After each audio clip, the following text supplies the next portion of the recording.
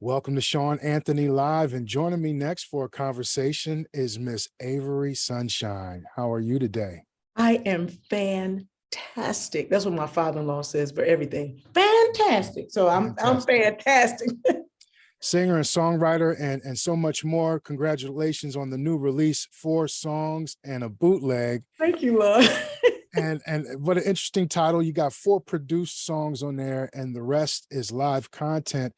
Talk to us about what led you to put this particular project out. Yeah, so the bootleg part, I have to start there. It was 4 songs, about 5 or 6 songs that we took from a live recording we did in Atlanta in 2019. Ironically, I think I was getting COVID during the show, right? Oh, wow. So I was scuffling to get through it. I was like, I don't want anybody to hear it. We were going to get it done and do all that stuff. But of course, right at maybe March 2020, April, everything shut down, right? Right. So we said, forget it. We had it videoed. I mean, it was going to be a thing. And as I said, forget it. I don't want to do anything with it. I don't like how it was sounding. I don't like any of that. And then, so we were doing studio stuff, working in the studio because we're at home, right? And we listened to it and you're like, I think I kind of like this. It don't sound bad at all. Wait a minute, it's not as bad as I thought. Why not? I love the live, people get an idea of what the shows are like. And we've got these 4 songs, and rather than trying to create another 6 or 7 songs to make a studio album, why not just give folks, listen, and I'll say it like this too, I'm a Gemini. So for me, it was like, okay, let them get a little bit of this and a little bit of that. Why not? It makes sense. And then my husband said, why not call it 4 songs in a bootleg? And it represents exactly who I am. Sometimes I want to be in the studio. Sometimes I want to be live. Sometimes it really is, I think it represents me most out of all of my albums.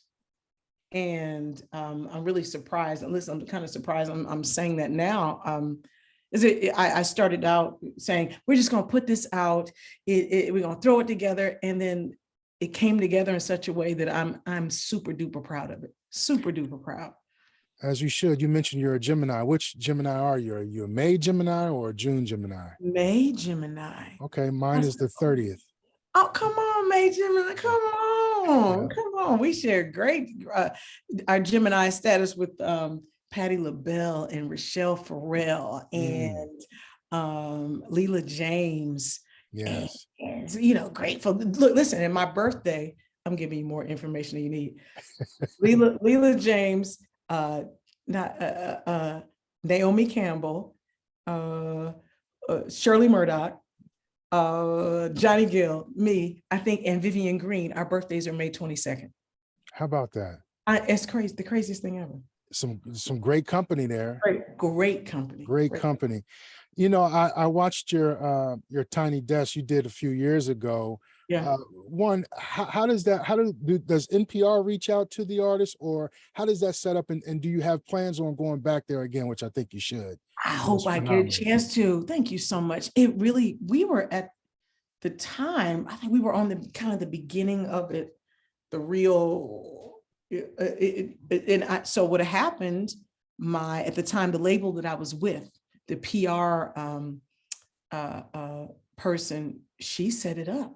I didn't even really know what Tiny Desk was. All I knew was that we needed to do NPR. And I got there. It was amazing. It wasn't until after I was walking around, I think I don't know, somewhere in Nashville. And this guy stopped me and says, hey, I saw your NPR performance. I was like, oh, really? Yeah, those platforms are powerful. Powerful. I had no idea. And maybe I would have been extremely nervous had I known what it really, really, really was. Yeah, well, it was good. I will, you came off genuine. The chemistry between you and the musicians, your band, it was a very eclectic and dope vibe, and it's intimate. That's the whole purpose of it. You know what I'm saying? Absolutely. And you mentioned your husband. You told the story about that, the guitarist and everything, and I know it's been a few years now. How are you guys, how do you guys contribute and collaborate and working together, being that you're both musicians, Yeah. you're both creative personalities? How does that chemistry and that dynamic work for Yeah. you? What's interesting is I believe, no, I know the reason we got married was because it was effortless. Mm. The relation, we don't get tired of each other. Well.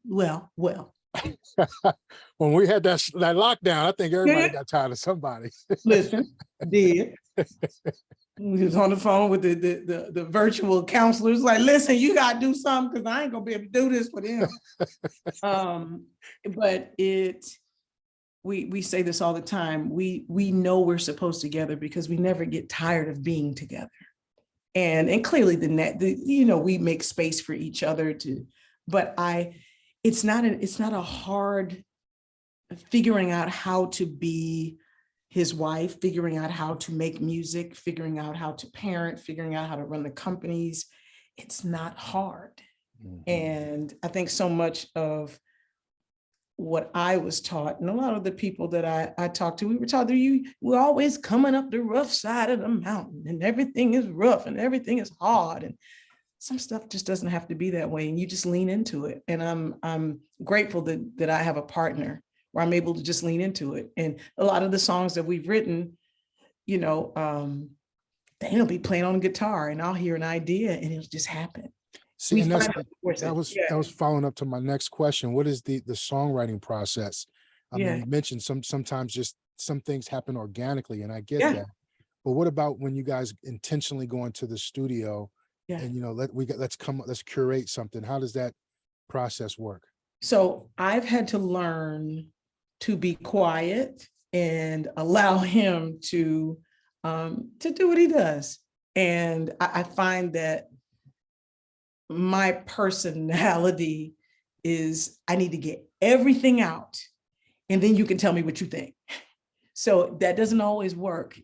So we had to find a way. Okay, I'm gonna wait. I'm gonna tell you, this is the idea I have. Now you tell me what you got. Now let's see how we can. So that took some massaging for me. It took some massaging. But what I found is that the most beautiful collaborations with us have been those ones where it ebbed and flowed, where I stopped to listen to what he had to say. I have to be honest, a lot of times it's hard to listen to him because I say, you're not a vocalist. You can't tell me what I need to be doing or how it should sound, but why not try it?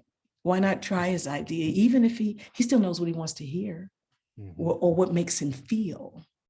So learning that took some time.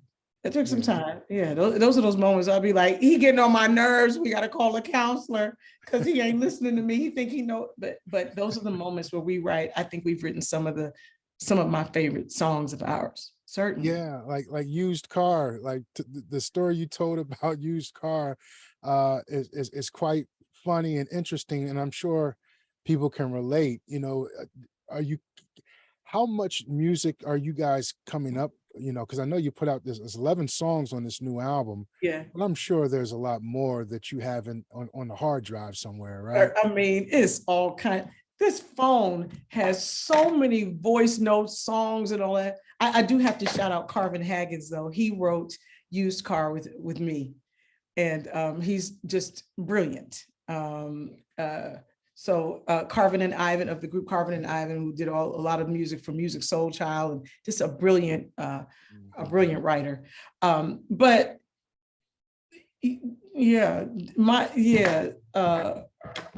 writing. Talk about writing for other people as well. I don't get a chance to do that. I would love. Why not? You know what? For the longest time, I felt like I was the kind of writer that I had to be inspired, and I always say this: the moon had to be in the 7th house, and the earth had to align just right for me to write a song. And I am just now with the help of my husband, who is an amazing writer, my dear friend Eric Robeson, who's an amazing writer, a young lady by the name of Crayon. She is half of the duo of Cousin. My daughter, Drew the Rue, who's an amazing writer. They flow. They're able to just tap in and start writing. And I'm like, well, how do you do that? So I'm practicing that. And so the more I get comfortable with that, the more I will do that. And just trusting my voice. It's really interesting how you end up, I feel like I ended up in this space because I love to make music and I love to perform. And I found myself maybe 5 or 6 years into this career. And someone said, so when are you putting out some new music? I was like, I hadn't thought about it. I've been on the road touring with this stuff. I got to do another record. I got to write some more music. It never even occurred to me. And yeah, it's interesting so to bring that up. I'm sorry, I didn't mean to cut you off. No. You know, I was looking at your discography, and it seems like it's at least every 4 years or so that a new album will come out.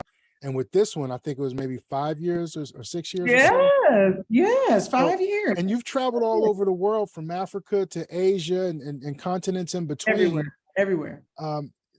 Do you think that touring can detract you from, creating new material? It can. It can, but it doesn't have to. And it was Teddy Riley who brought that to my attention. We were on a cruise, I don't know if it was Tom Joyner cruise, and we were walking through the airport together, and he said,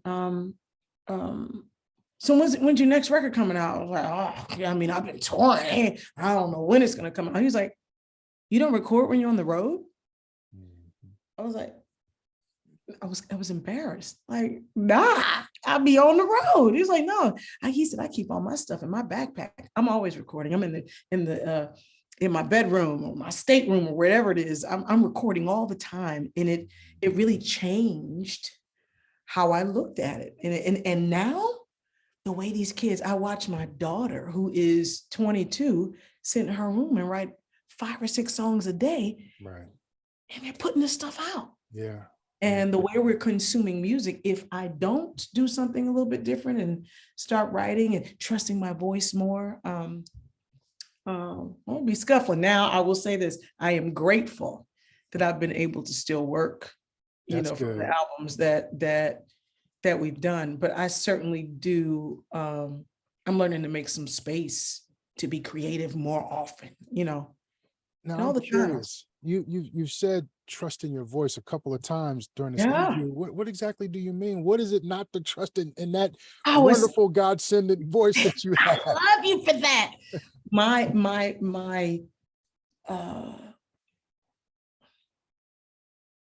believing that, I'll tell you, that pandemic brought a lot of things to I'll say it brought them all center. And one of those things was how much I did not trust what I was creating. I was doing a lot of comparison, and a lot of comparing. Like, if you don't sound like this, or if your music is not like this, looking at too much of social media, right? Yeah. Listening to too many different labels or label heads or this person. And one of the most, damaging things that I'd ever heard was, okay, so now that Call My Name has gone #1, we're going to need another song just like that. And as a creative, that's the worst thing. It's like saying, have another, you've got this kid right here, go ahead and have another one just like that. Yeah. That's impossible. And so I was spending time trying to chase that. And I got lost in the enjoyment and the joy of creating. Mm-hmm. And the pandemic forced me to deal with that. My husband started working. Yeah. It's interesting because, you're not the only one that deals with that. Yeah. This smart media, these smart dumb phones will consume you and suck you in. Absolutely. You'll have yourself comparing yourself to this, that, and the third, but Yeah. there's over 8 billion people on the planet Earth, and not one has your DNA. Not one Exactly. has your thumbprint, your fingerprint. So Isn't that, Sean, isn't that the gag though? It's like yeah, everything that is so apparent. How is it that I'm not able to see it? Or did I forget to see it? Now I see it now, but yeah, it's so easy to forget. And it's all of easy. that is so loud. Everything's so loud that you forget the very fact that I exist means that my voice is needed. Right. Yes. The very fact that I'm here. And I am certainly, shoot, I get it. I get it now. It reminds me too of a book that I read, and I'm paraphrasing the quote, but it says, "You are to create, not compete. Ah, Create, not compete." I compete. And oftentimes, as you mentioned, this social media is designed to psychologically distract us. Certainly. And like you said, making more noise than the noise we need to listen to that's within. And Certainly. that's sometimes just being still and being silent, and that's a Absolutely. reminder for myself as well. Yes. I want to switch gears real quick on your Yeah. business to talk about your Mac line and the business Lou that Mac. you and Yes, you and Lou your Mac husband Beauty. developed. Yeah, talk about that. Oh no, he didn't develop that. God bless. He got the music. I did this. It was just this was just me. No, Okay. no. But it really was. It was. So Lou Mac Beauty is my cosmetic line, and I'm wearing some now. It's lipsticks, lip liners, and lashes. You look beautiful, by the way. Thank you very much. Yes, ma'am. Thank you very much. But it's named after my great grandmother, who was a single mother. She was a Pentecostal preacher. She was a nursemaid. So she took care of white people's children, while my grandmother was kind of left to her own devices, not because she didn't want to take care of her daughter, but she had to take care of someone else's children so that she could provide for my grandmother. So I don't have any photos of my I have a photo of my great grandmother, my grandmother, but I have many photos of my great grandmother and the babies that she took care of in the white families, right? Wow. And for the longest time, I would not wear bright lipstick on my lips. Nothing bright. I wanted to diminish, right? Make myself smaller. And maybe it's to not make other people feel uncomfortable, but we can't do that. We aren't created to do that. And I had a style manager. Her name is Sabrina Shepherd, one of my closest friends now. She says, "Why don't you wear bright lipsticks?" I was like, "Oh, my lips are too big." She was like, "Are you crazy?" And she bought me some lipstick, and the brightest pink. I mean, it was like fluorescent pink, like, and I didn't have an opportunity to change it to anything else. So I had to wear it. And I actually posted the photo the first time I wore lipstick like that. It's on the website, and I haven't looked back. And so that moment, that photo reminded me to think of my great grandmother, who had two businesses, who was raising her daughter on her own, who with her full hips, her full lips, her full bosom, the word that is so overused, but it is the best word to describe it. I'm saying unapologetically was exactly who she was, with or without some lipstick on.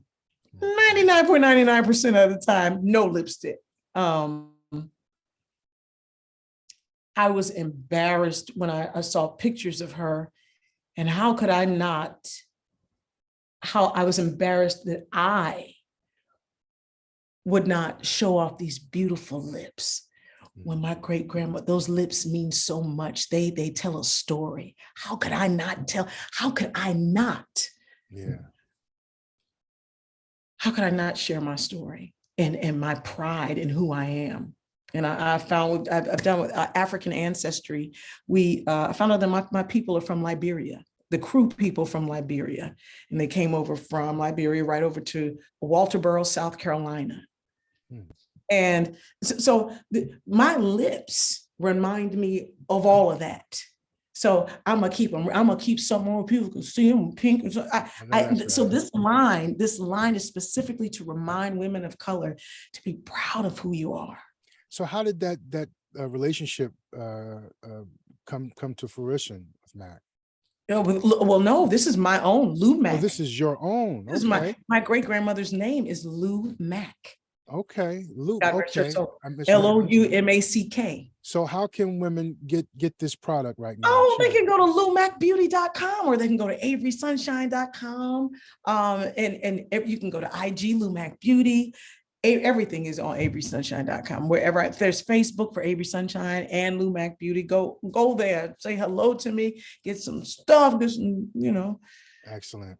Now you're from Chester, PA. I grew up in South Jersey. Yeah. Tri-state area. Come on, tri-state area. And you've transitioned down to Atlanta. What led you to Atlanta, and how has that been for you? Because I know you've done some work with Tyler Perry as well, right? Yeah. I moved to Atlanta when I was 18 to attend Spelman College.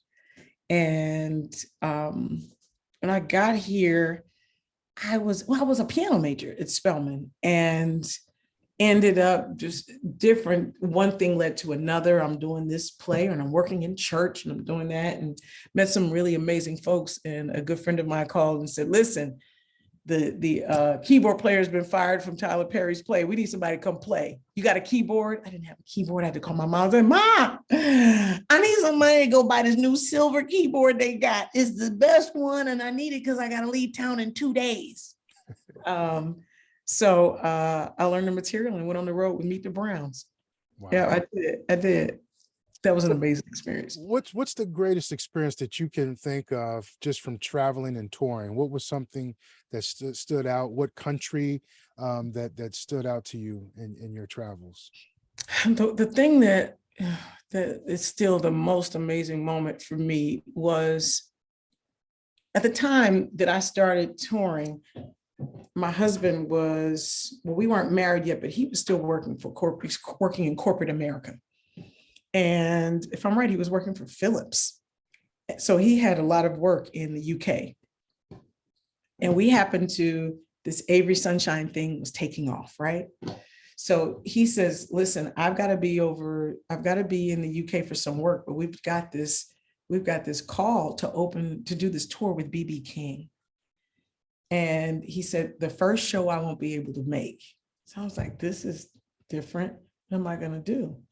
I opened for BB King, just me on a Rhodes keyboard at Royal Albert Hall, right? And Royal Albert Hall is this huge room. And someone took a picture on the side. And during the show at that time, I would have people put their phones up. And, it's like, that's the only way I can get people to know. Listen, take out IG, put in Avery Sunshine, tell somebody you're having a good time. Right. So I said, put your phones up so I can see them. Somebody took a picture, and the place was so big, those phones look like fireflies. Wow. And you can see me, I'm kind of tiny. It is an experience that I would cherish forever. And he was so kind. We were out, I made one of the Rolling Stones, and I met Mick Hucknall. Do you remember Simply Red? Holding back the years. Yep. Met him. It's just like, what am I doing here? Like, what's happening? Yeah, you belong there. Yeah, come on, say it. Yes, sir. Absolutely. You've been amongst great company. I'm wrapping up here, Miss Sunshine. There's some, the dynamics of music has changed, right? With, streaming and artists, requesting their masters back. And, you heard about Anita Baker has some struggles, and now she's got her masters back. How do you prefer your fans to receive your music in this climate? However they can get it. If they come to a show, and we have CDs to sell, and if they want to buy CDs, we want them to buy CDs. Streaming is not amazing for the artist. Mm-hmm. But what I do find is that streaming is dope for people who love to experience and discover new music. Right. That's the piece that sometimes does get lost in the fact that there's so little return for us as artists with the streaming. But I will say, I don't know if my kids would have had the exposure to music like they've had without the streaming. My kids are turning me on the new. There's so much great music. Yes, it is. It is opened up a space for people to, I mean, from, like I said, the group Cousin, these amazing kids. There's a young lady, Gwen Bunn, who is like a niece to Dana and I. My daughter, Drew the Rue, all these folks creating music by hitting a button. You know what I mean? Mm-hmm. And being able to get it to someone in Hungary or get it to someone in Johannesburg. Right. And move and touch people. So yeah, I have a little bit of a love-hate relationship with streaming, because yeah, we make 0.000 a million zeros 0.1 penny, yeah, on a stream, but the access to the creativity. Mm-hmm.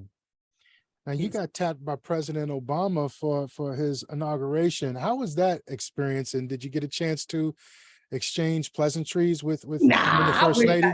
No, I wish I had. I was in one of the side rooms. No, I did the Democratic National Convention, and there was another event that I did as well, but I wasn't able to get too close. But it was, I think I saw a picture of Robert Glasper with a T-shirt that said, "I miss Barack." Like, me too, man. Me too. Oh man, well, listen, it was a pleasure speaking with you. Please let us know, you got any upcoming tours, any cities you're going to be visiting in the near future? We as the independent artist, we are on the perpetual tour. Okay. We are always touring somewhere. But September is, we'll be in Dallas, we'll be in Cincinnati. I'm doing a 4-show run at the Atlantic City Winery. October, we've got dates. But we can find all that stuff, averysunshine.com. And you can keep up with me. I've got the Hey Sunshine show that we do, like a live podcasty, video podcasty thing. You see, that's so horrible. I do a podcasty kind of thing. Yes, but clearly, it's hilarious. But check us out, heysunshine.com, or just go to Avery Sunshine and you can get all of that info. Excellent. We'll certainly do that. Congratulations on your new release. Thank you, love. 4 songs and a bootleg. Miss Avery Sunshine, I appreciate your time. Thank you. I appreciate you. Thank you, my love. Take care now. Thank you, darling. Bye-bye now. Bye.